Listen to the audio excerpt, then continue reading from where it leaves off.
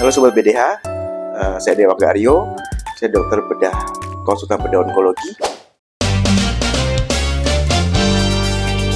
Bincang-bincang bersama dokter spesialis.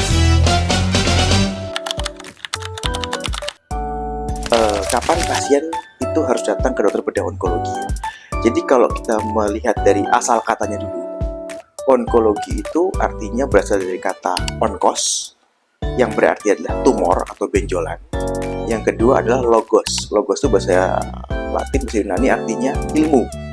Jadi onkologi adalah suatu ilmu yang mempelajari tentang tumor.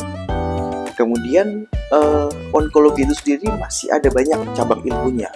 Ada bagian bedah seperti saya, kemudian ada bagian kandungan, kandungan onkologi atau ginekologi namanya. Ada lagi bagian dari penyakit dalam, hematologi onkologi, dan masih banyak lagi. Jadi semua organ di tubuh manusia itu punya peluang terjadi tumor atau kanker. Sehingga bidang ilmu pelajari pun berbeda.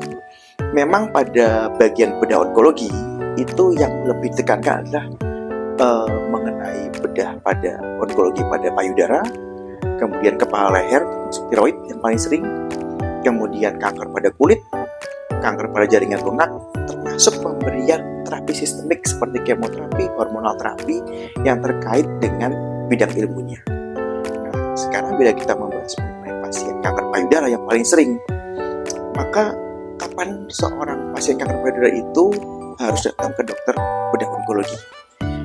Pada prinsipnya, suatu pasien itu akan datang apabila pasien itu punya keluhan. Pasien itu pada saat punya keluhan, dia akan datang mungkin pertama kali tidak harus ke dokter bedah onkologi.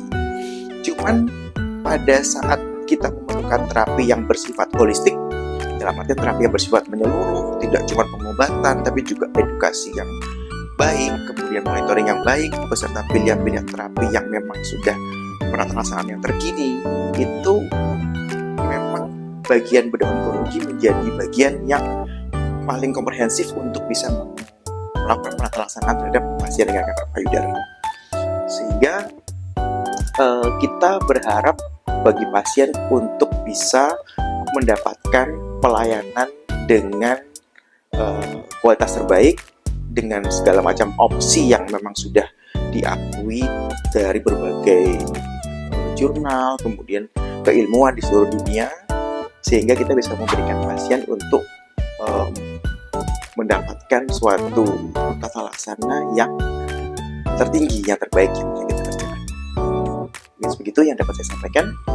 Kita dapat bertemu lagi di kesempatan berikutnya.